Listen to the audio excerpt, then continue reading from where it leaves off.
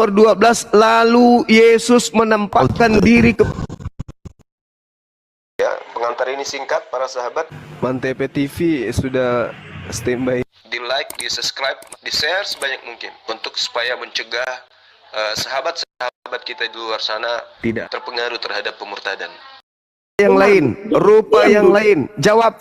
Markus 16 nomor 12. Saya mau jawab. Di situ dikatakan Yesus menampakkan diri kepada kedua murid tersebut dalam rupa yang lain. Rupa yang lain ini rupa siapa? Jawab. Nah, itu udah disalib belum? Itu sebelum disalib. Sudah. Dia sudah bangkit keluar dari kubur. Nah, yang diserupakan yang disalib atau yang sebelum? Itu dalam rupa yang lain. Rupa yang lain. Pertanyaan saya, rupa siapa? Rupa siapa? Rupa siapa? Rupa siapa? Rupa siapa? Jawab. Itu supaya nampak bonengmu. Kisah Para Rasul 25 nomor 19. Mereka berselisih paham tentang seseorang yang bernama Yesus. Sebagian mengatakan Yesus telah mati, sebagian yang lain mengatakan dia masih hidup. Ayo, pertanyaan saya, ketika dikatakan dia dibangkitkan orang yang disalib ini, dia diserupakan dengan rupa siapa? Jawab. Jawab. Ini pengecut ya. Jawab. Si Juma itu bertanya, tapi kenapa saya di mute? Ya, silakan Anda jawab. Silakan Anda jawab. Silakan. Ya. Yang saya tanya di awal, yang diserupakan itu disalib atau belum? Yang belum disalib, yang diserupakan jelas di Lukas 22. Lukas 22 69. Juma banci. Lukas 22 69 dikatakan bahwa yang disalib ini berkata, Yesus sekarang sudah duduk di sebelah kanan yang Maha Kuasa. Berarti yang disalib ini adalah orang yang diserupakan Yesus. Pertanyaan saya, yang disalib ini siapa? Gini Juma. Jawab. Kau menciptakan narasimu, terus kau menggiring saya kepada kebodohanmu. Lukas 22:69, orang yang disalib ini berkata, Yesus sekarang sudah duduk di sebelah kanan Tuhan yang Maha Kuasa. Iya, kau. Lalu yang disalib ini siapa? Aduh, mau dijawab. Yang disalib berkata, Yesus sekarang sudah duduk di sebelah kanan Tuhan yang Maha Tinggi. Berarti yang disalib ini siapa? Dengar ya, saya jawab ya.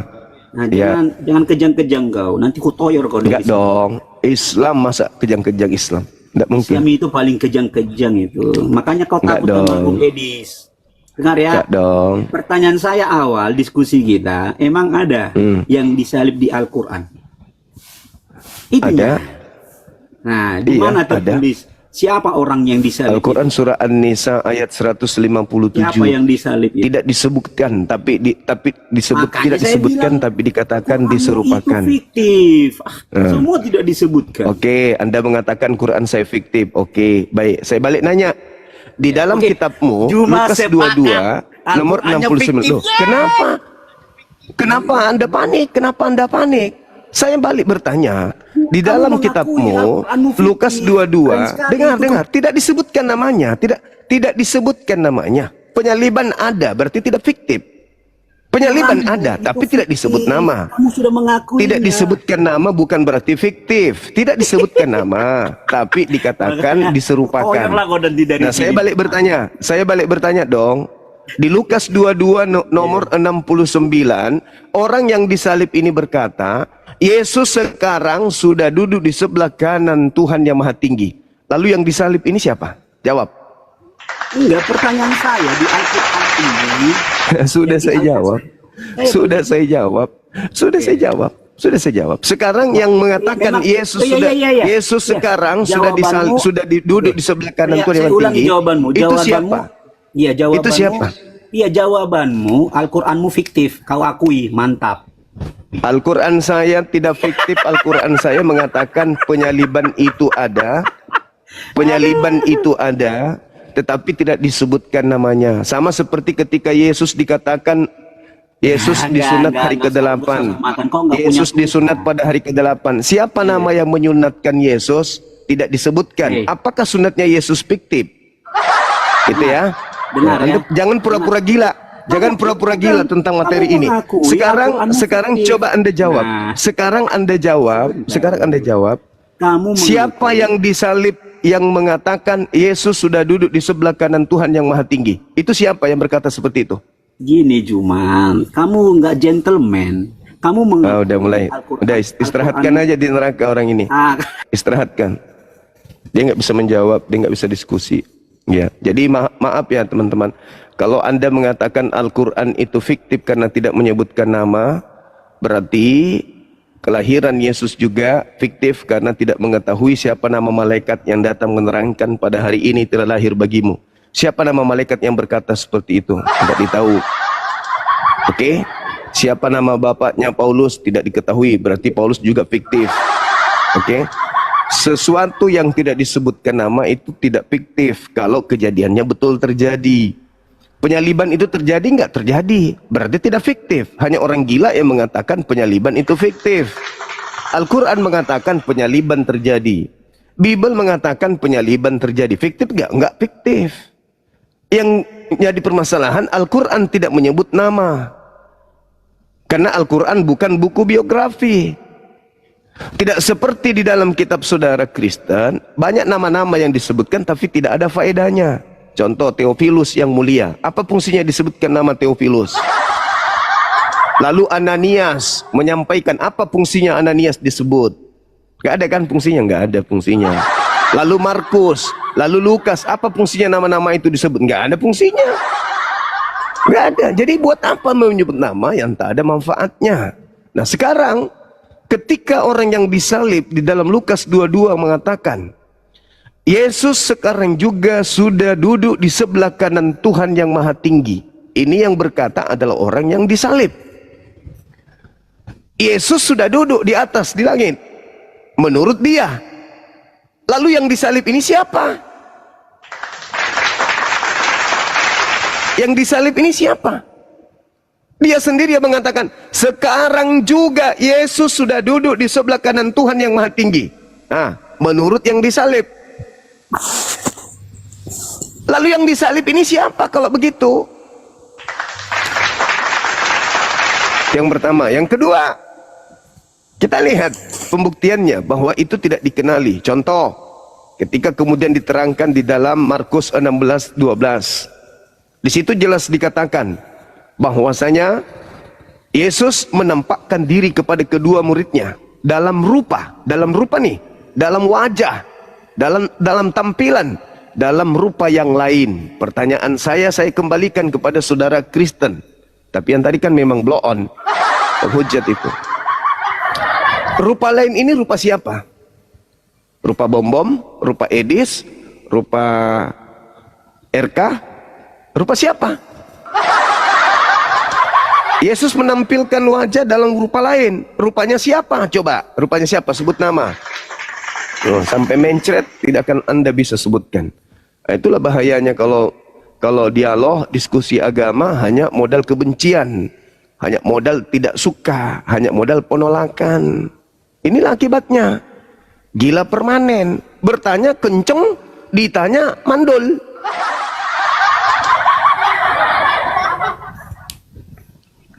Yesus menampakkan diri dalam rupa lain. Satu. Kemudian Maria pada minggu pagi datang ke kuburan dan hanya menemukan kemudian seorang tukang kebun yang dikira tukang kebun, malaikat. Siapa nama malaikat tersebut? Menampakkan diri kemudian kepada Maria. Ada yang tahu nama malaikatnya? Berdasarkan yang tadi berarti fiktif. Kasihan nih teman-teman Kristen.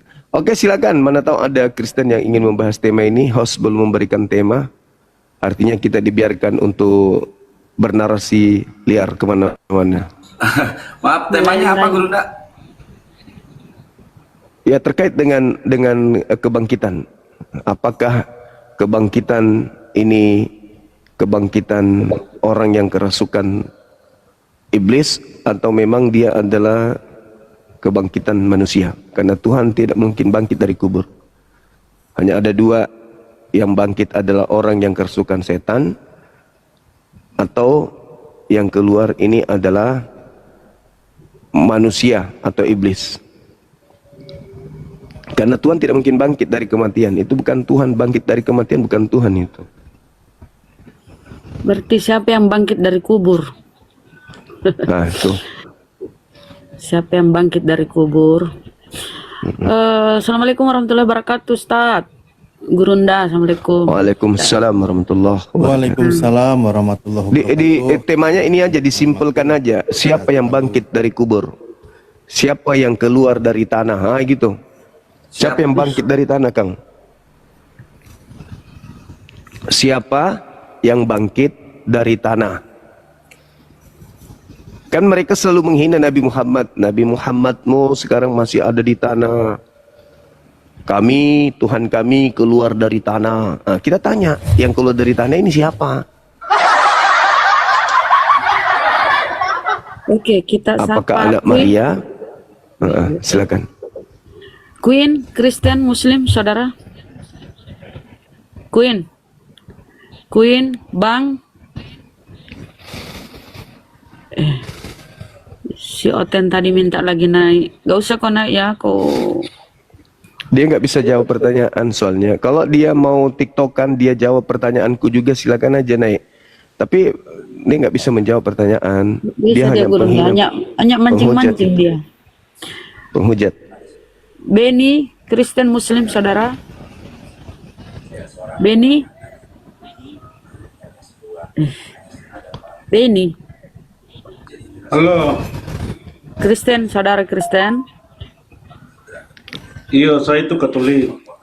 Wih, kalau Katolik tuh agak bagus lah. Silakan Gurunda. Iya, Bang.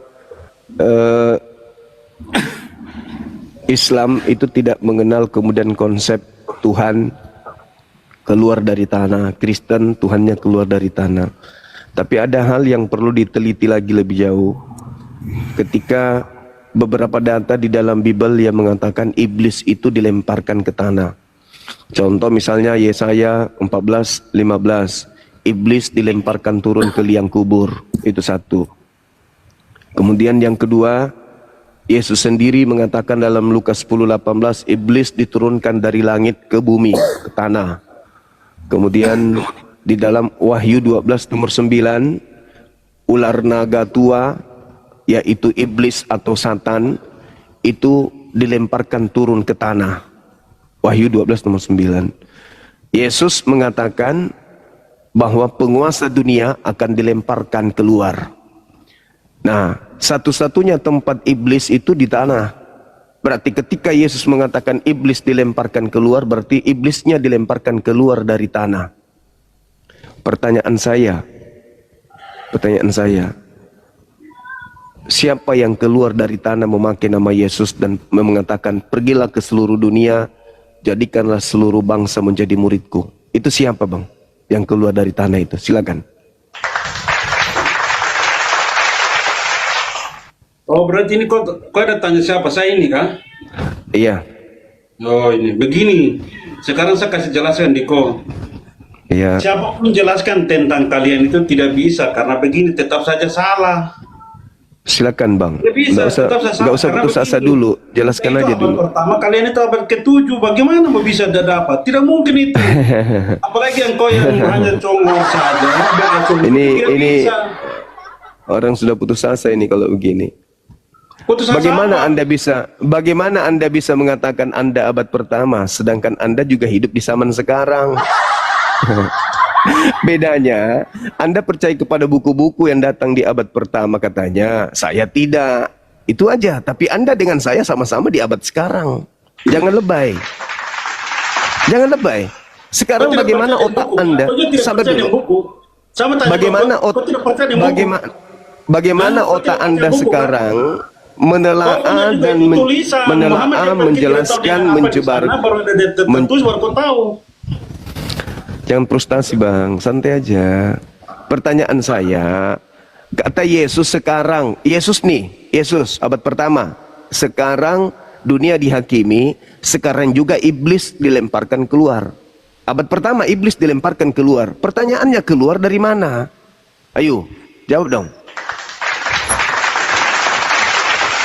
Yesus yang mengatakan, sekarang juga, sekarang itu abad pertama, kalian beriman kepada makhluk yang keluar dari tanah yang keluar pada abad pertama. Ayo, siapa yang keluar di abad pertama dari tanah? Ayo, itu jawab dulu. Jawab juga, kau tetap saja kau tidak kau tidak percaya dan tidak usah perlu jawab karena susah kan, Islam itu susah. Oh susah, ya sudah kalau susah nggak usah, nggak apa-apa, nggak usah kalau gitu, nggak usah. Kalau Anda menjawab sedikit pun, siapa yang keluar dari tanah? Ternyata susah, ya sudah kalau gitu. Padahal kisi-kisinya saya sudah bocorkan. Wahyu 12 nomor 9, yang masuk ke tanah itu iblis, ular naga tua. Itu kok berasumsi. Bukan asumsi, itu data. Wahyu 12 nomor 9, ular tua yaitu iblis Satan dilemparkan ke dalam tanah. Yesaya 14 nomor 15, Lucifer, Helel bin Zakar dilemparkan ke liang kubur. Kubur itu di tanah. Yesus mengatakan iblis dilemparkan keluar. Keluar dari mana? Keluar dari tanah dong. Masa keluar dari hotel? Keluar dari tanah. Nah, sekarang siapa yang menyembah makhluk yang keluar dari tanah? Saya atau saudara? Agamamu itu Tuhan Allah tidak ada dengan apa hubungannya dengan agama. Aduh, makanya kalian ini tidak ada mujizat. Berdoa saja Aduh. Tuhan Allah dia tidak dengar. Aduh abang, jangan gitu bang. Jawab aja abangku, jawab aja. Jangan curhat, jangan nangis. Jawab aja gimana ceritanya tuh. Makhluk keluar dari tanah, kata Yesus. Yesus yang berkata bang. Yesus yang berkata, sekarang juga, sekarang. Muhammad punya mujizat itu yang mana? Sekarang itu maksudnya apa? Sekarang, kata Yesus sekarang. Sekarang, kata sekarang dalam bahasa Yunani itu nun. Yesus mengatakan nun. Nun. Yesus mengatakan nun. Sekarang juga dunia dihakimi. Mujizat itu mana? Kalian biasa. Sekarang juga dunia dihakimi, kata Yesus. Bang, sekarang juga dunia dihakimi, kata Yesus. Gimana dong? Sekarang. Mana mujizat? Sekarang juga dunia dihakimi, kata Yesus. Abang, sekarang juga dunia dihakimi, kata Yesus. Sama dia, Muhammad dia bikin mujizat. Waduh. Gimana ini teman-teman? Ini kenapa larinya ke mujizat? Kita nggak bahas mujizat. Kita sedang membahas siapa yang keluar dari tanah gitu loh. Siapa yang masih di dalam tanah? Oh, iblisnya itu dilemparkan jauh. Dilemparkan itu sebelum kemudian manusia, setelah Nabi Adam alaihissalam itu jatuh, iblisnya sudah diusir keluar. Bukan pada abad ke-7. Jangan abad ke-7.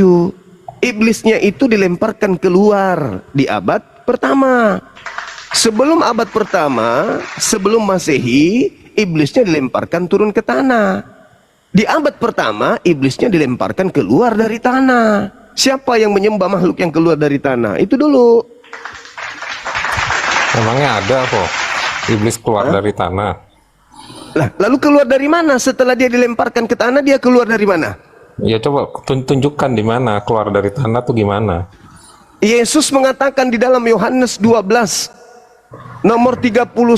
Yesusnya yang mengatakan itu, bahwa iblisnya ini dilemparkan keluar. Keluar dari mana?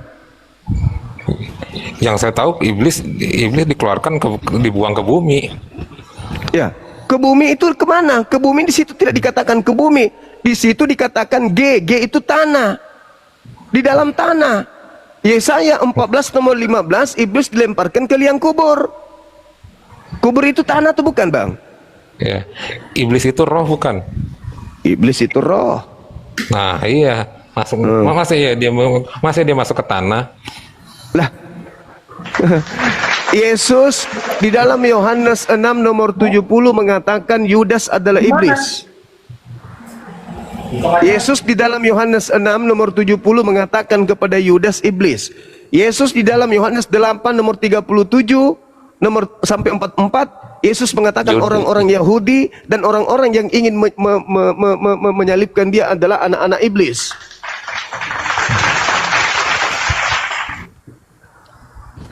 Satu Yohanes 4 nomor 1, nabi-nabi palsu juga disebut iblis. Iya betul itu. Terus masalahnya di mana? Masalahnya masalahnya Yesusnya mengatakan penguasa dunia ini yaitu iblis dilemparkan, akan dilemparkan keluar, akan dilemparkan keluar, akan dilemparkan keluar. Pertanyaan saya, iblisnya kan ada di dalam tanah tuh. Ketika dia akan dilemparkan keluar dari mana? Iblis itu udah dilemparkan dari sorga, udah dilemparkan kok masih akan. Makanya pintar. kan baca lagi di dalam kitabnya. Baca kitabnya. Sekarang Anda yang baca. Sekarang Anda yang baca. Yohanes 12:31. Coba. Penguasa di udara siapa? Penguasa di udara siapa? Iblis. Berarti kan dia sudah dilemparkan. Artinya dia sudah dibuang dari sorga. Penguasa di udara iblis, penguasa di tanah juga iblis. Itu kitab Anda yang mengatakan. 1 Yohanes 5 nomor 19. Iblis berkuasa atas seluruh bumi. Berarti tanah kan?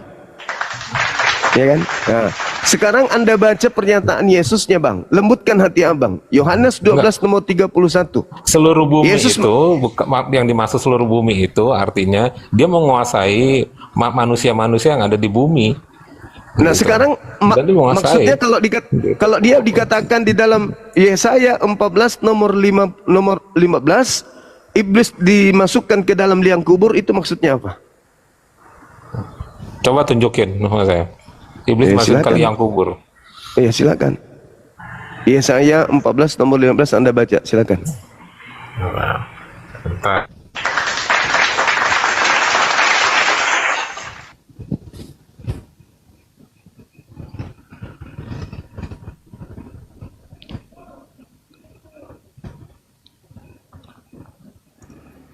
Wah, langsung tenggelam Bang Yonatan. Jangan keluar aplikasi Bang Yonatan. Kalau mau dibantu, kita bantu. Dibuka datanya Bang Yonatan. Teman-teman dibantu terhadap layar ya. Jangan emosi dibawa, maki-maki, Bang Sumatai, apa segala macam. Harusnya kau bersyukur. Mukjizat yang dibawa oleh Nabi Muhammad salah satunya adalah menjelaskan tentang kebenaran. Kebenaran tentang apa yang Anda lakukan saat ini itu bertentangan dengan ajaran para nabi. Itu salah satu mukjizat Al-Quran. Al-Quran mengatakan wa iyad'una illa syaitanan marida. Yang mereka sembah adalah iblis yang durhaka. Yang keluar dari kubur siapa? Dia mengatakan kepada aku telah diberi kuasa. Siapa yang berkuasa atas udara? Siapa yang berkuasa atas bumi? Menurut Yesus, iblis. Berarti yang keluar dari kubur ini, kepada aku telah diberi kuasa baik di langit maupun di bumi. Sebenarnya situ bukan langit di situ. Di situ bercerita tentang Uranon, awan-awan atau cakrawala atau langit. Atau ayat udara. itu mengacu kepada Yesus Kristus, Bang Juma. Dia berkuasa atas baik itu di sorga, baik itu di bumi. Di mana Yesus pernah mengatakan akulah berkuasa di surga di bumi? Di mana Yesus mengatakan itu? Di mana? Ya. Nah, silakan tunjukkan ke saya. Matius 28 ayat 18. Yaitu iblisnya yang diduga iblis. Kan iblis pernah mencoba Yesus ketika Yesus belum meninggalkan dunia di Lukas 4, Matius 4. Iblis datang kepada Yesus, Yesus, segala kuasa yang ada dan kemegahannya yang ada yang kuperlihatkan kepadamu ini akan aku serahkan kepadamu, akan aku berikan kepadamu jikalau kamu menyembah aku, sebab aku iblis berkuasa memberikan kepada siapapun yang aku kehendaki. Yesus terima enggak kuasa itu? Buka Yesus terima enggak itu dulu?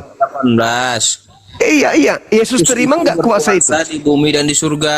Itu setelah keluar dari kubur. Tunggu dulu, sebelum dia keluar dari mengambil kesimpulan. Itu Matius 28 ayat 18 itu jelas itu dia berkuasa di itu sorga. setelah keluar dari kubur kan?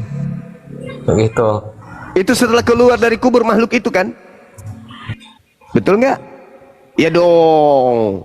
Setelah keluar dari tanah. Sekarang yang Anda harus pahami adalah penguasa dunia yang dilemparkan ke tanah memang adalah penguasa dunia. Ada lagi tadi saya dengar bahwasanya Tuhan itu ada di dalam ruang iblis ada di ruang hidung. Memang itu betul.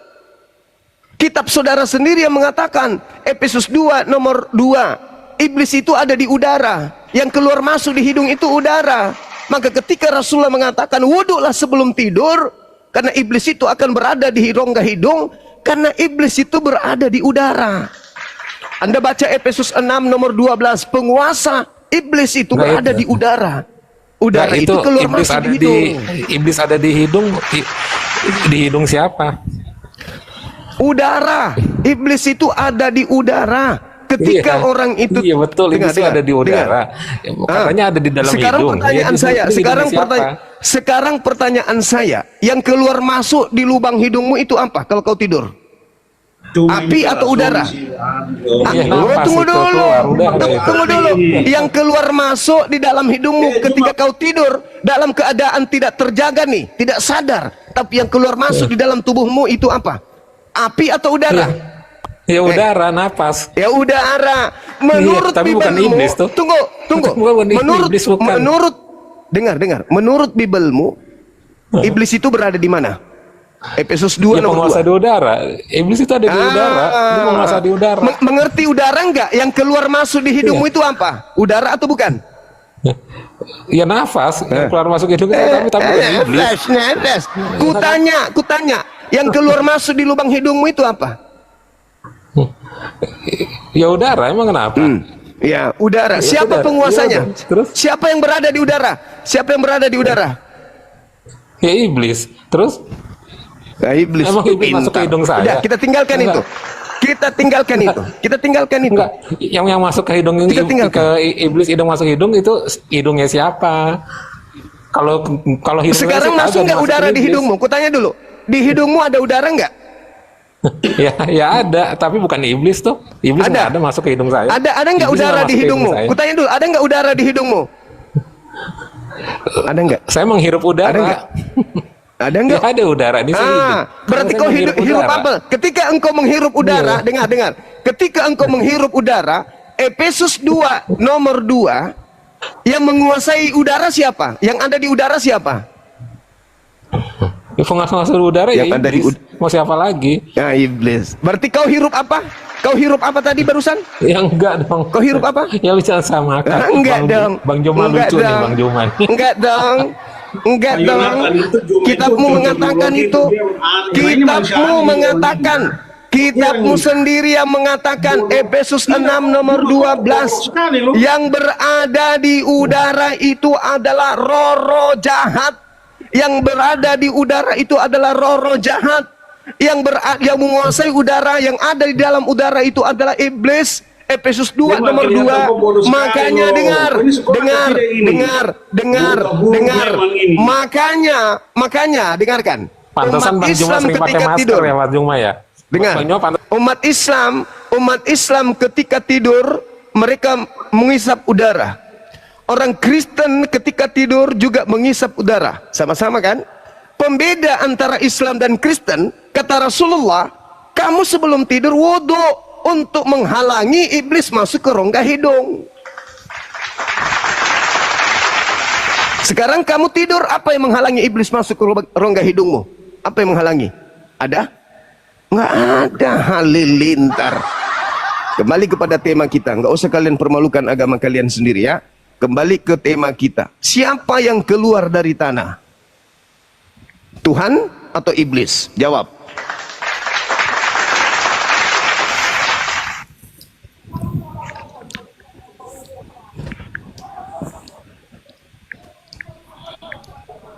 Halo.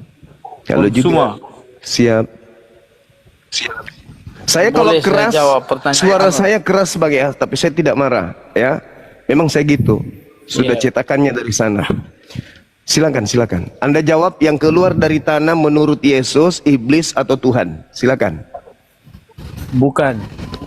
Saya mau jawab tentang abang bilang bahwa memang kami mencatat bahwa penguasa udara itu di udara itu iblis. Atau roh-roh jahat itu adalah iblis. Iya. Tapi keyakinannya kami orang Kristen, iya, di kitab kami tidak pernah mencatat tentang iblis itu ada di lubang hidung kami. Jadi yang ada di dalam lubang hidungmu itu udara atau bukan? Iya, kita memang sama-sama menghirup udara, tetapi dari hal kepercayaannya kita kan berbeda. Coba Anda Anda bacakan saya, Bang. Iblis itu berdiam di dalam lubang hidung. Coba Anda bacakan saya, Bang. Efesus 6 nomor 12, Bang. Boleh? Iya, memang untuk apa mau dibaca itu? Ya, dibaca supaya Anda tahu bahwa yang ada di rongga hidung abang itu adalah udara, tempat iblis kemudian berkuasa. Iblis berkuasa di udara. Di dalam rongga hidung abang ada udara, berarti iblisnya ada di situ. Al-Quran saya menarasikan supaya kami mensucikan diri untuk berlindung kepada iblis. Ternyata iblis masuk ke dalam tubuh manusia melalui udara. Nah, kami dijaga oleh Allah melalui Nabiullah untuk mengajarkan kami sebelum tidur itu untuk berwudu, membersihkan diri, termasuk rongga hidung, supaya iblisnya tidak masuk melalui udara. Itu data. Anda ingin membantah Islam? Sabar dulu. Sabar. Anda ingin membantah Islam, tapi kitab Anda mengatakan udara itu tempat singgasananya iblis. Bagaimana ini? Oke, Bang. Anda kok membantah? Oke, Bang. Silakan. Oke, Bang. Baca Efesus 6 nomor 12 boleh?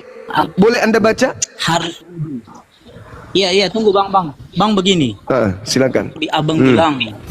Semua saja yang baca lah, semua yang baca. Diajar bagi umat Islam itu sebelum tidur wudu dulu. Ya kan? Ya. Nah, betul. Kan Abang bilang bahwa iblis itu berdiam di udara. Apakah kitab Anda yang mengatakan itu? Kitab Anda yang mengatakan itu. Kitab Anda. Kok jadi saya yang Anda jadikan sasaran tembak? Efesus 6 nomor 12. Yang ada di udara itu, yang menguasai udara itu, isenjasana udara itu iblis. Efesus 2 nomor 2. Penguasa udara itu iblis. Kok jadi aneh sekarang? Maka ketika iblis ingin merusak manusia, ya silakan Anda baca, udah disebutkan, Bang. Silakan Anda baca. Silakan Anda baca Efesus 6. Tunjukkan, saya pengen tahu. Takutnya salah Efesus 2. Oh, jangan kayak gitu dong. Silakan Anda baca Efesus 2 nomor 2, Efesus 6 nomor 12. Semua jelas sekali dikatakan bahwa Tuhan Anda itu berada di situ. Silakan.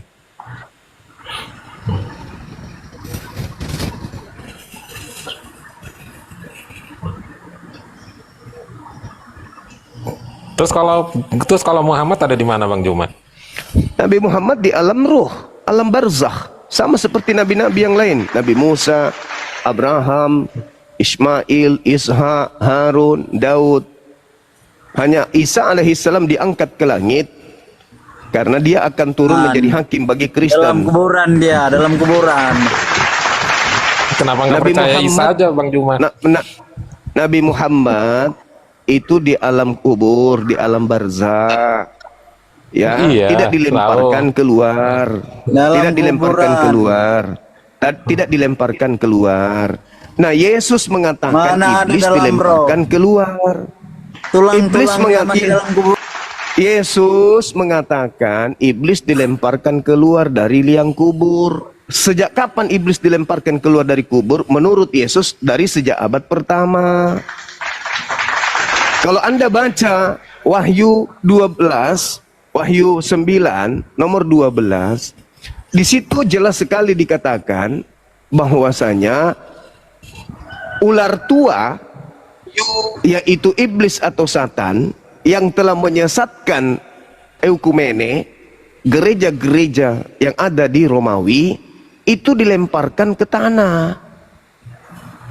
Dilemparkan ke tanah, itu dalil. Wahyu 12 yang mengatakan itu, Bang, bukan saya yang menjelaskan. Bang Juma, saya mau tanya, Bang Juma. Bang Juma percaya Isa nggak? Saya percaya Nabi Isa alaihissalam utusan Tuhan untuk Bani Israel. Kenapa, Bang? Gitu. Kan dia mau datang lagi tuh, katanya dia sebagai penghakim. Ya. Kenapa nggak beriman sama Isa aja yang sebagai penghakim? Ya, justru kami beriman. Justru kami beriman. Datangnya Nabi Isa alaihissalam sebagai hakim itu ajaran Nabi Muhammad. Karena kami beriman kepada Nabi Muhammad, maka kami tahu bahwasanya Nabi Isa akan turun sebagai pertanda datangnya hari kiamat. Kenapa dia turun? Karena dia menjadi hakim bagi Kristen. Kristen akan dihakimi. Ketika Nabi Isa ditanya oleh Allah, wa isqalallahu ya Isa bin Maryam anta qulta linnas, wahai Isa, apakah engkau yang mengajarkan orang-orang cupu blow on ini untuk menuhankan dirimu? Apa kata Nabi Isa? Tidak, saya tidak pernah mengajarkan mereka. Makanya kalian diusir kan oleh Yesus.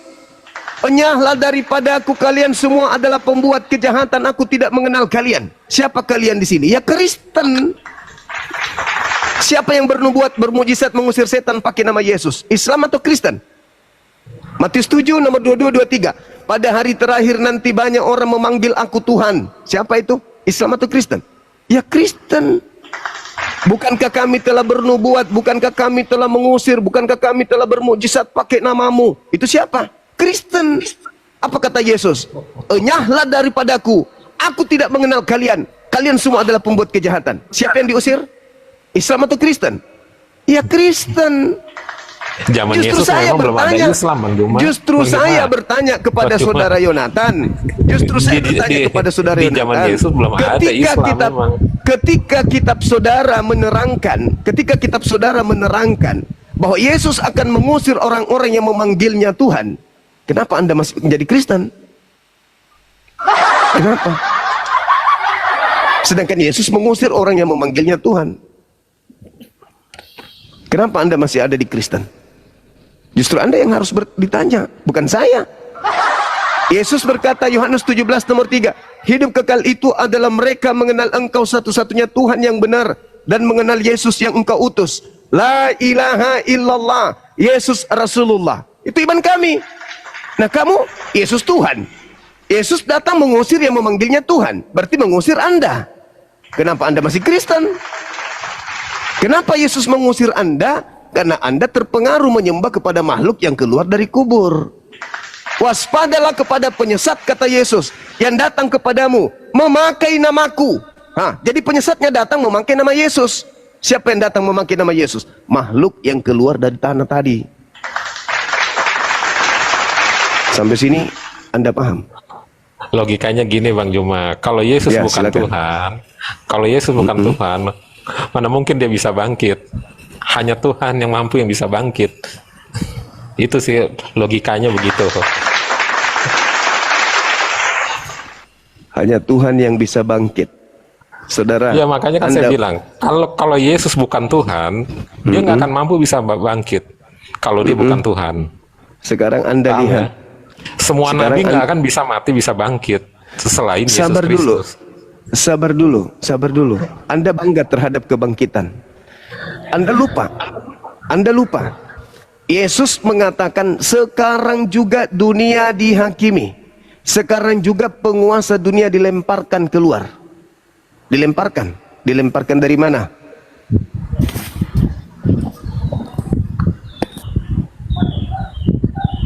Makanya saya bilang tadi Bang, pahami dulu bahwa iblis itu dilemparkan masuk ke dalam liang kubur.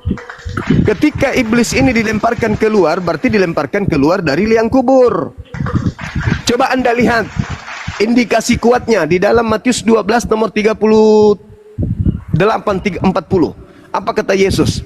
Angkatan jahat ini, yaitu orang Farisi, minta satu tanda, dan tidak akan diberikan satu tanda apapun selain anak manusia akan keluar pada hari ketiga dari kubur. Itu tanda untuk siapa? Tanda angkatan jahat. Kenapa angkatan jahat diberikan tanda tentang keluarnya dari kubur?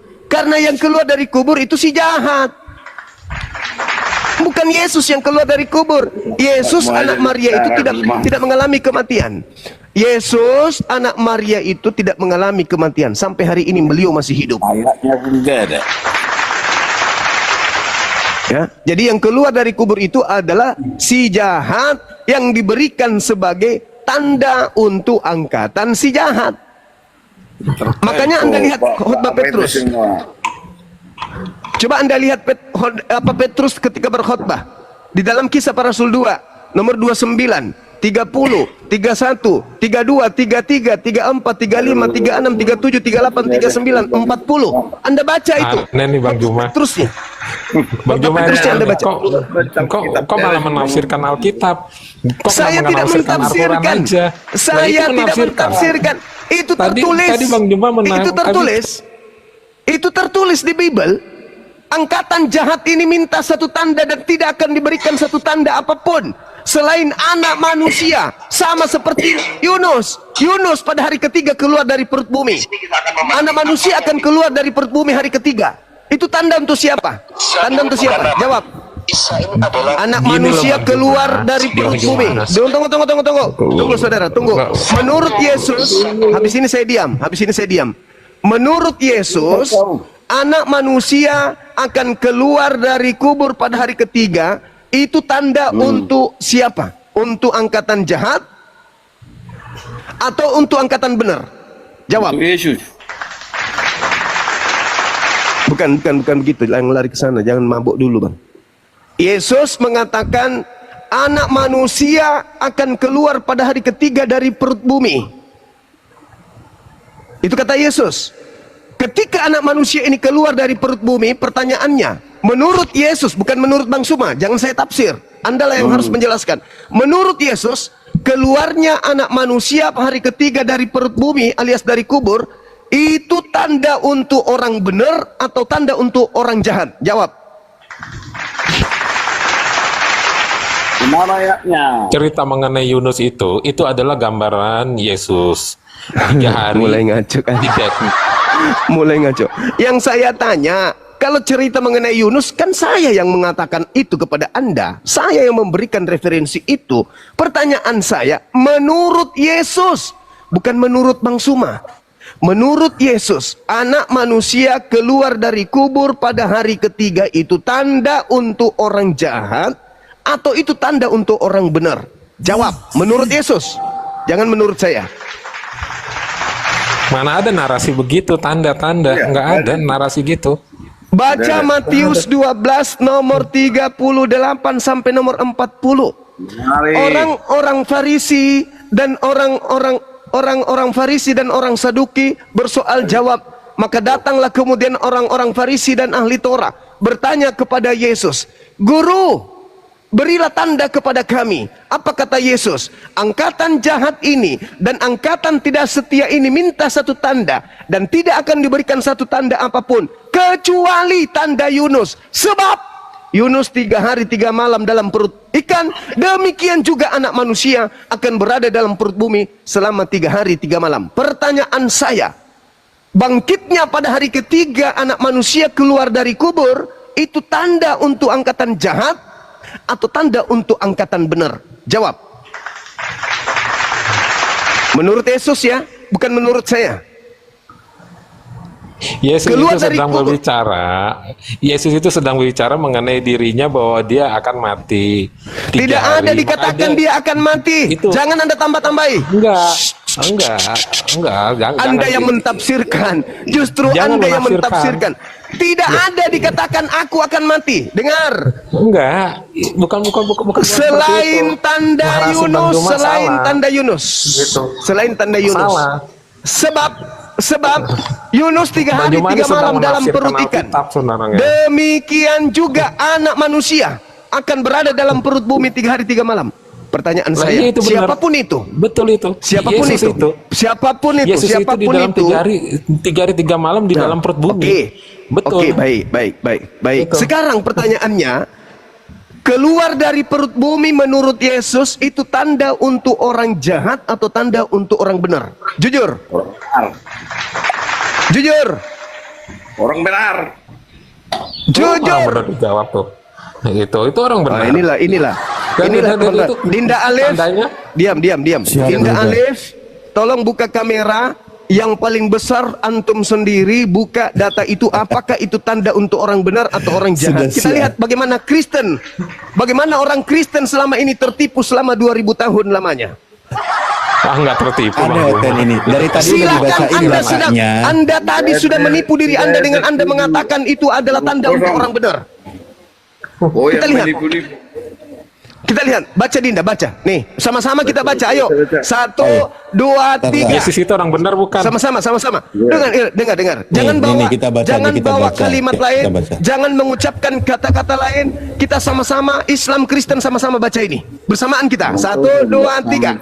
Pada waktu Nih. nomor 38 sampai 40. 38. Baca, kita baca sama-sama. Pada waktu itu, berkatalah beberapa ahli Taurat dan Taurat dan orang Farisi kepada Yesus. Guru,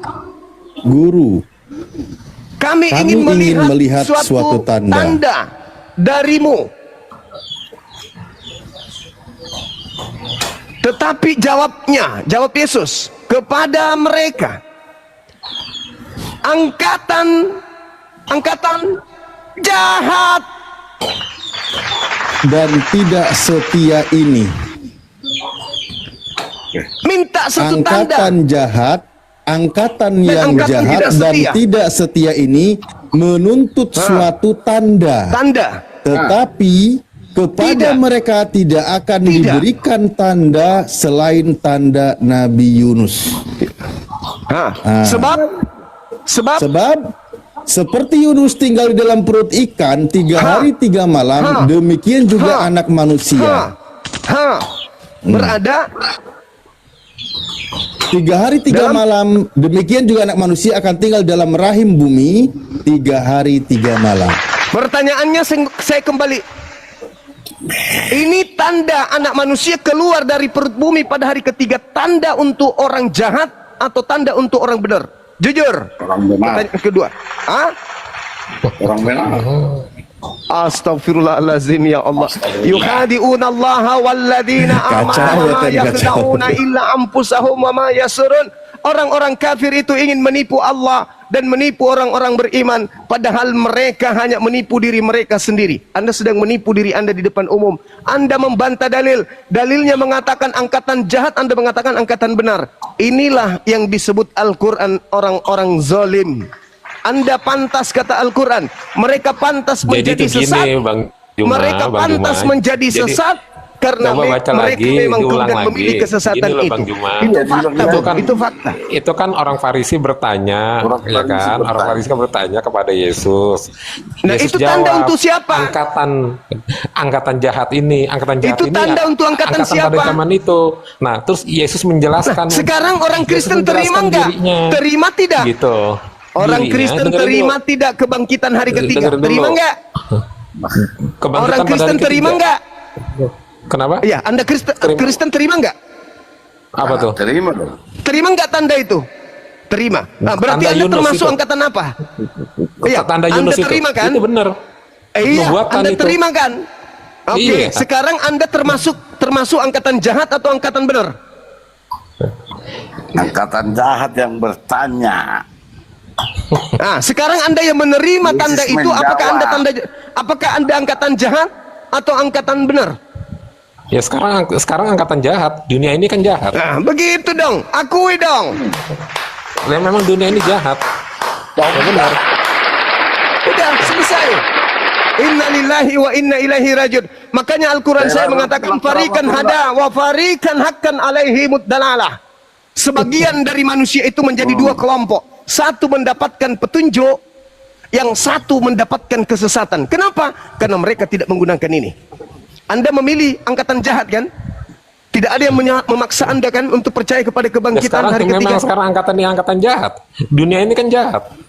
Bener nggak? Ya, angkatan jahatnya itu minta satu tanda. Tanda kebangkitan dari kubur itu tanda untuk angkatan jahat, dan Anda sebagai orang Kristen menerima tanda itu. Berarti Anda termasuk kelompok si jahat. Orang Farisi itu bertanya kepada Yesus, Bang Juma. Makanya diperhatikan kronologi ceritanya. Tanda yang diberikan kepada orang Farisi, gitu. Tanda Orang Farisi yang diberikan bertanya, kepada orang Farisi. Makanya Yesus jawab dalam angkatan jahat ini. Makanya Yesus kasih perumpamaan itu Yunus.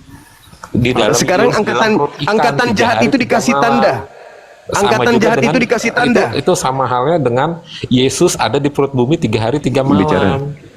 Gitu. Bicara sendiri ente. Itu dia. Ya udahlah bang, udahlah. Yang penting saya tugasnya udah selesai. Saya sudah menyatakan bahwa Yesusnya memberikan tanda kepada angkatan jahat. Angkatan jahatnya dikasih tanda. Dan Petrus pun berkhotbah tentang itu. Coba Anda baca di Kisah Para Rasul 2 nomor 29 sampai nomor 40. Dinda Alif boleh baca Dinda? Dibuka sebelum teman-teman kita ini berargumen.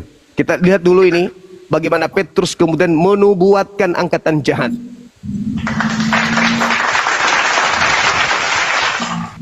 Dari 29. Dari 29 ya? Iya, Kisah Para Rasul 2. Itu khotbah Petrus, bukan khotbah Bang Suma. Petrus. Yang tadi itu pernyataan Yesus, bukan pernyataan Bang Suma. Yesus. Anda tidak percaya Yesus, sekarang pindah ke Petrus. Kita Silakan baca ya. Dinda baca. Ya. Mau bismillah lagi. Oke, saudara-saudara, aku boleh berkata-kata dengan terus terang kepadamu tentang Daud, bapa bangsa kita. Ia telah mati dan dikubur, dan kuburannya masih ada pada kita sampai hari ini. Tetapi ia adalah seorang nabi, dan ia tahu bahwa Allah telah berjanji kepadanya dengan mengangkat sumpah bahwa ia akan menundukkan seorang dari keturunan Daud sendiri di atas tahtanya. Karena itu, ia telah melihat ke depan dan telah berbicara tentang kebangkitan Mesias, ketika ia mengatakan bahwa dia tidak ditinggalkan di dalam dunia orang mati dan bahwa dagingnya tidak mengalami kebinasaan. Stop. Lanjut. Di situ dikatakan Mesias dagingnya tidak mengalami kebinasaan dan dikatakan bahwa dia tidak ditinggal di alam kubur. Berarti itu untuk Yesus. Yesus tidak ditinggal di alam kubur dan dagingnya tidak mengalami kematian. Lanjut nomor 33. Nomor 33. Dan sesudah ia ditinggalkan oleh tangan kanan Tuhan, ditinggikan. Bukan dan ditinggalkan. sesudah ia ditinggikan oleh tangan kanan Tuhan dan menerima Roh Kudus yang dijanjikan itu, maka dicurahkannya apa yang kamu lihat dan kamu dengar ini. Dia ditinggikan oleh Tuhan, tangan kanan oleh Tuhan, Allah. malaikat. Melalui kematian atau tidak? Jasadnya mati atau tidak? Tidak. Dia ditinggal di kubur atau tidak? Tidak di sini. Nah, tidak. Sekarang tanda untuk angkatan jahat, baca 36 sampai 40. Wah. Yesus sudah selamat ya. Yesus sudah selamat, udah diangkat. Baca 39. 36 dari 36 berapa? 36 ya. 36. Oke. Yesus Jadi sudah seluruh selamat kaum kan? Israel Sudah diangkat. Jadi seluruh kaum Israel harus tahu dengan pasti bahwa Allah telah membuat Yesus yang kamu salibkan itu menjadi Tuhan dan Kristus. Nah ini Yesus lain yang disalib, yang tadi sudah diangkat oleh tangan kanan Elohim. Yang Yesus lain ini yang disalibnya ini dijadikan Tuhan untuk siapa? Untuk angkatan jahat. Coba baca 40-nya Dinda. Sabar dulu. Satu data lagi. Satu lagi data Bang, habis ini. Nomor 40. Dan dengan banyak perkataan lain lagi ia memberi suatu kesaksian yang sungguh-sungguh, dan ia mengecam dan menasehati mereka, katanya, berilah dirimu. Terus ini maksudnya. Berilah dirimu untuk dirimu diselamatkan dari angkatan yang jahat ini. Jadi yang menyalibkan oknum yang dikira Yesus itu disebut angkatan jahat. Jadi yang menerima orang yang keluar dari kubur sebagai Kristus itu angkatan jahat. Dalilnya jelas itu. Maksud saya gini loh Juma. Di mana masih ada satu data Adinda, Matius 23 tapi nanti aja. Matius 23 itu mengatakan mereka ini yang percaya kepada penyaliban ini adalah angkatan jahat. Itu ada di Matius 23. Nanti. Silakan Bang, dari Kristen silakan. Maksud saya gini loh Juma. Di mana ada dalil menyatakan kalau Tuhan Yesus itu sudah dinaikkan ke surga sebelum penyaliban? emang ada dalilnya itu. Lukas 22. Lukas 22 nomor 22. Lukas 22 nomor 69. Lukas 22 nomor 29 itu coba dibuka dalilnya. Di situ apa tertulis coba? Sekarang juga Yesus sudah duduk di sebelah kanan Tuhan yang Maha Tinggi. Ya itu makanya Yang berkata dalil itu ada setelah atas sesudah penyaliban. Makanya jangan asal itu sebelum penyaliban. Itu sebelum penyaliban. Dinda Alif minta tolong Dek. Silakan dibuka. Sorry. Ya, barusan lagi disiapkan. Mulai sekarang anak manusia sudah duduk di sebelah kanan Tuhan yang Maha Kuasa. Ya, itu dari mana? Itu yang berkata siapa? Iya, itu saat persidangan. Dan yang disidang inilah yang disalib. Orang yang akan disalib ini yang berbicara. Sekarang juga anak manusia sudah duduk di sebelah kanan Tuhan yang Maha Tinggi, yang Maha Kuasa. Berarti yang sedang berbicara ini siapa? Dari mana Anda yakin kalau perkataan itu ada sebelum Yesus disalibkan? Makanya jangan ini asal sementara ini di sidang ini orang yang mau disalib ini sementara di persidangan dia ditanyai. Coba baca sebelumnya Dinda. Lukas 22:6. Coba ini kan dia lagi ditanyain. Lagi ditanyain dia, lagi di sidang. Setelah Yesus disalibkan. Nih, kita perikopnya ya. Yesus di hadapan Mahkamah Agama. Ini lagi ditanyain. Masih di hadapan. Belum disalib. Lagi diinterogasi. Terus? Lagi diinterogasi dia. Dan orang yang diinterogasi ini berkata, ketika ditanya, apakah engkau adalah Mesias anak Allah? Apa kata orang yang dikira Yesus? Engkau yang mengatakan itu. Engkau yang mengatakannya kalau aku ini adalah Mesias. Apalah lagi gunanya aku bertanya kepadamu, dan apalah gunanya aku menjawab pertanyaanmu. Sekarang juga anak manusia sudah duduk di sebelah kanan Tuhan yang Maha Kuasa. Berarti Yesus sudah di langit. Yang disalib ini, yang disidang ini oleh Mahkamah Agama bukan Yesus, tapi orang yang diserupakan. Silakan. Pelan-pelan bacanya Bang Juma. Makanya saya bingung sama kalian apologet para muslim. Kenapa saya bingung? Kenapa kalian membuat bahwa Tuhan Yesus itu dua? Kalau dalam iman Kristen, Yesus itu cuma satu. Ini dia katakan nih. Ini Paulus juga mengatakan Yesus itu ada dua. Bukan cuma saya yang mengatakan itu. Yesus juga yang mengatakan. Di dalam kitab saudara 2 Korintus 15. Aku heran begitu cepat engkau berpaling kepada Injil-Injil lain, dan kepada Yesus yang diberitakan Yesus lain, dan juga kepada roh lain. Paulus yang mengatakan ada Yesus lain. Yesus juga mengatakan waspadalah kepada penyesat yang datang kepadamu memakai namaku. Berarti ada juga Yesus lain yang cuma memakai nama tok. Ya, memang Matius 24 nomor 24. Memang perkataan itu memang ada. Memang perkataan itu ada. Terus kenapa Anda bingung? Begini, perkataan itu ada, tapi nyatanya ada enggak yang berpura-pura seperti Yesus? Ada enggak yang ini yang sedang dipertontonkan dalil Anda ini siapa ini? Ini bukan Yesus. Maksud saya perkataan itu boleh ada perkataan si Paulus. Ini bukan cuma perkataan, abangku. Saudaraku, ini bukan cuma perkataan, ini manusianya yang berbeda. Coba dibaca lagi Dinda, dijelaskan lagi. Dinda Alif. Oke, baik. Ini Pak, di sini itu diduga Yesus oleh si penyidang, dia bertanya. Katanya, jikalau engkau adalah Mesias, katakanlah kepada kami. Jawab Yesus. Ini kan kitab Anda menceritakan kalau ini adalah Yesus. Tapi ingat nanti narasinya akan bertabrakan. Sekalipun aku mengatakannya kepada kamu, namun kamu tidak akan percaya. Dan sekalipun aku bertanya sesuatu kepadamu, namun kamu tidak akan menjawab. Jadi percuma menjelaskan bahwa ini Yesus atau bukan. Tapi pasti di sini nih. Mulai sekarang anak manusia sudah duduk di sebelah kanan Allah yang Maha Kuasa.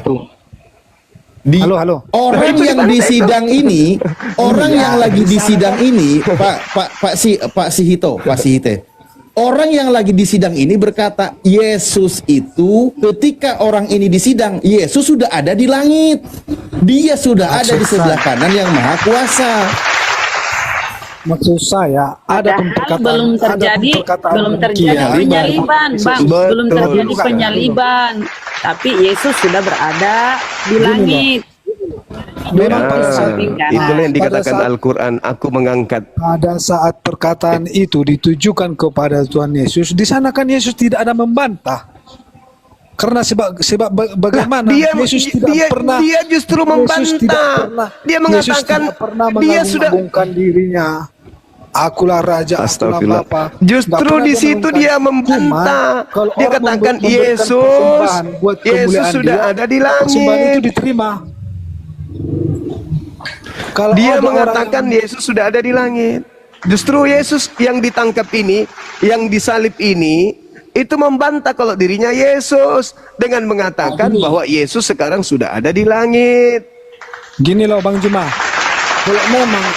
kalau memang penilaian Anda demikian, sekarang saya tanya balik dulu sama Anda. Berarti yang memakaikan lenan, yang lari ya, yang ditangkap bukan Yesus. Oh, kalau memang sesuai dengan penilaian Anda, kalau yang disalib itu bukanlah Yesus, nah itu yang disalib ini yang mengatakan, yang disalib ini yang mengatakan aku bukan Yesus, bukan saya. Itu sekarang juga anak manusia sudah duduk di sebelah kanan Tuhan yang maha kuasa. Berarti yang duduk di depan mahkamah agama ini Yesus atau bukan? Makanya dengarkan dulu. Makanya nggak usah bang, saya tanya. Berarti yang sedang berbicara di hadapan mahkamah agama ini siapa? Yesus atau bukan? Anda tidak kasih waktu sama saya untuk ngomong. Makanya saya mau menerangkan. Justru saya bertanya itu karena saya kasih Anda waktu. Ini loh Bang Juma, supaya Anda tidak keliru. Kenapa di kelahiran kok jadi saya yang keliru? Gini loh Juma, enggak dengar dulu. Kenapa mulai dari kelahiran dan sebelum penyaliban Anda mengakui Yesus itu adalah? Iya, setelah keluar dari kubur itu bukan lagi dia. Ini buktinya nih, kuncinya ini. Yang disalib ini mengatakan Yesus sekarang sudah ada di langit. Yang disalib ini loh yang mengaku. Ini belum disalib. Ini masih disidang. Jangan di-mute. Ada kata sudah. Ini masih disidang ini. Ya kan guru, ini masih disidang. Orang yang kalian sembah ini yang keluar dari kubur ini masih disidang, belum disalib. Dan dia telah mengatakan sekarang juga. Kenapa Anda membantah? Makanya saya bilang Bang Juma, gini loh Bang Juma. Kenapa setelah Yesus bangkit dari kematian pada pas penyaliban Anda tidak mengakuinya dia lagi, padahal mulai kan dari saya sudah bilang yang keluar dari kubur itu bukan Yesus, Cak Ayu. Bahkan jangankan yang keluar dari kubur, yang ditangkap aja bukan Yesus. Astagfirullahaladzim, ya Allah ya Karim. Bang Juma. Makanya saya bilang Juma, kan Anda mengakui Yesus yang lahir dari Bunda Maria itu Anda akui tidak? Itu tidak Anda dia tidak diangkat tidak. Setelah orang-orang kafir, setelah iblis berencana membunuhnya, kata Yesus, iblis sedikit pun tidak berkuasa atas diriku. Berarti tidak berhasil Yesus itu disalib. Yang ditangkap ini bukan Yesus. Ini bukti data. Kalau yang ditangkap itu bukan Yesus. Aduh, pening aku. Kenapa data yang ada dalam kitab saudara Anda bantah? Kenapa? Ini dalil makanya dijawab dulu pertanyaan saya. Makanya didengar. Gak ada. Ini dalil. Kau baca ini. Dalil kau jawab ini. Dalil kau jawab. Karena kamu yang punya kamu yang berkuasa. Tidak kamu kasih waktu untuk lawan debatmu. Di situ kenapa kamu tidak membantah dalil ini? Kenapa kau tidak bantah dalilnya? Sekarang yang saya kenapa kau bantah saya? Kau bantah dalilmu. Orang yang dihakimi ini memakai dalil, kamu memakai dalil tidak pada tempatnya. Itu ini orang lagi sedang disidang. Kamu memakai dalil orang lagi disidang itu. Makanya dengar dulu saya ngomong. Orang lagi disidang ini. Ini orang lagi disidang. Yesus sedang disidang nih. Orang yang ditangkap ini sedang disidang. Nanya Bang Ite. Ini orang lagi sedang disidang, yang disangka Yesus berkata, sekarang juga Yesus sudah duduk di atas di langit. Berarti yang di sidang ini bukan Yesus, kampret. Cuma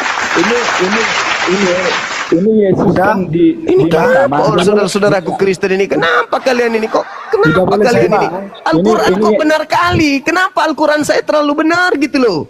Kalian itu zolim. Karena kalian tidak menggunakan akal. Kenapa Al-Quran saya begitu benar ya Allah ya Rabb? Kenapa Al-Quran saya begitu sempurna? Tidak boleh saya. Astagfirullahaladzim ya Allah ya Karim. Saya mau bicara juga. Ini tertulis, malah ditunjukkan dalilnya. Orang yang sedang disidang, yang akan digiring kepada penyaliban, berkata, sekarang juga Yesus sudah duduk di atas di langit. Berarti ini yang disidang bukan Yesus. Saya boleh ngomong tidak? Saya boleh ngomong tidak? Udah, mending masak air. Boleh saya ngomong? Gini Coba apa yang kau mau ngomong apa sih? Coba.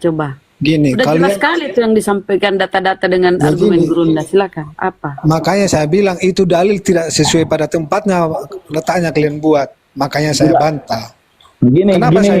Kenapa saya bilang kayak gitu? Lucunya, lucu. Ini dalil penangkapan ini. Dengar dulu saya ngomong. Ini dalil penangkapan yang ditangkap ini. Kamu yang harus mendengarkan. Ini dalilnya yang ditangkap ini bukan Yesus. Kenapa Anda nggak bantah dalil itu? Kenapa bantah saya? Makanya saya bilang sampai di jelas mengatakan di mana menurut iman kalian Yesus yang lahir dari Bunda Maria itu berkeliaran di bumi sampai di mana? Sampai di mana dia diangkat? Dia diangkat ketika Anda baca di dalam Lukas 22. Pada saat kapan dia diangkat? Pada saat kapan? Tidak ada yang tertulis. Tadi dengarkan. Tadi Anda baca di dalam Lukas 22 nomor 4344. Yesus berdoa kepada Tuhannya, Bapa biarlah cawan ini berlalu, tapi jangan atas kehendakku tapi atas kehendakmu yang terjadi. Lalu maka malaikat turun dari langit memberikan kekuatan kepadanya. Dia semakin bersungguh-sungguh dalam berdoa, peluhnya seperti titik darah yang jatuh ke tanah. Itu malaikat turun memberi kekuatan kepada dia. Saat itulah dia diangkat. Gini loh Bang Juma. Apa bukti saat itu dia diangkat? Dengar. Apa bukti saat itu dia diangkat? Berdasarkan khotbah muridnya. Muridnya yang berkhotbah di dalam Kisah Para Rasul 2 nomor 33. Malaikat mengangkat Yesus ke langit. Pengakuan Yesus juga ketika dia dicobai iblis di dalam Lukas 4, Matius 4. Malaikat akan diutus oleh Tuhan untuk menatang Yesus di tangannya, untuk mengangkatnya ke langit. Jelas itu. Iya, dia diangkat. Dan Yesus pun mengatakan tidak ada orang yang sanggup mengambil nyawaku, melainkan aku sendiri yang menyerahkannya. Yesus menyerahkan dirinya, diangkat ke langit. Pada saat dia dicobai tahu nggak di situ apa perkataannya? Jatuhkanlah dirimu, sebab malaikat akan menangkapmu supaya kau tidak terantuk ke batu. Nggak ada dibilang di situ. Nah itu ada nggak tertulis? Ada nggak tertulis? Ada nggak tertulis itu? Tahu nggak Juma berapa kali Tuhan dicobai? Yesus itu dicobai. Banyak kali dia dicobai. Dan kemudian Yesus sendiri mengatakan, Yesusnya yang sendiri mengatakan, aku tidak akan mati. Yesus yang mengatakan itu, keluar dari mulutnya sendiri, berdasarkan nubuat Daud. Tiga cobaan yang dikasih sama Yesus apa aja itu Juma? Alamak, ketika dia dibawa ke bait suci, ketika dia dibawa ke padang gurun, oke? Ya. Ketika ke atas bait suci. Enggak berhasil, jangan mimpi. Iblis tidak akan berhasil. Rencana iblis berkongkol-kongkol dengan Yudas, dengan tentara Romawi, dengan orang Farisi tidak akan berhasil. Yesus sendiri yang mengatakan di dalam Yohanes 12 nomor 31, Yesus sendiri, Yohanes 14 nomor 30, Yesus sendiri mengatakan, iblis tidak berhasil sedikit pun terhadap diriku. Yesus yang mengatakan itu. Pada saat dia dicobai, apa jawaban? Berhasil nggak iblis? Ya tidak berhasil, justru karena tidak berhasil. Tidak berhasil. Ketika iblis berencana menyalib Yesus, berhasil nggak iblis? Itu Juma, kenapa dia berhasil? Inilah bukti bahwa kalian itu berada di kubu iblis. Kamu berada di tidak ada Tuhan minta korban manusia, kampret. Di mana Tuhan meminta korban manusia? Jangan mimpi kau. Yang minta korban manusia itu hanya Dewa Molok. Dewa Molok. Kalian itu penyembah Dewa Molok kayaknya. Sekarang gini, siapa Tuhan yang mengorbankan manusia? Siapa Tuhan yang mengorbankan manusia? Tuhanmu, iblis. Yesus mengatakan yang mau mengorbankan Yesus itu iblis. Yohanes 8 nomor 37 sampai 44. Kenapa kau ingin membunuhku? Kenapa kau ingin membunuhku? Karena kau tidak memperoleh firman di dalam tubuhmu, di dalam dirimu. Iblislah yang menjadi bapakmu dan kau mau melakukan kehendak bapakmu. Jadi yang mau membunuh Yesus itu iblis. Sekarang Anda mendukung iblis agar Yesus dibunuh. Anda itu pendukung iblis. Anda menyerang terus, nggak ngasih orang berbicara. Ya, semua pernyataan Anda itu pasti kuserang karena bertentangan dengan Bible. Sekarang pertanyaan saya. Dengarkan Juma. Siap. Yesus sendiri, aku menyerahkan hidupku. Paten satu-satu dong, jangan keroyokan. Iya, aku menyerahkan kalau aku mau. Aku tidak akan dibunuh. Yohanes 10 nomor 17-8. Tidak ada yang bisa membunuh aku. Berarti yang dibunuh oleh tentara Romawi ini siapa? Anda jawab sendiri. Anda lihat Markus 9 nomor 30-31. Lalu mereka membawa anak manusia diserahkan kepada manusia untuk dibunuh, dan dia pada hari ketiga bangkit setelah dia dibunuh. Dia, bukan aku. Dia. Juma mengarang opini sesuka dia.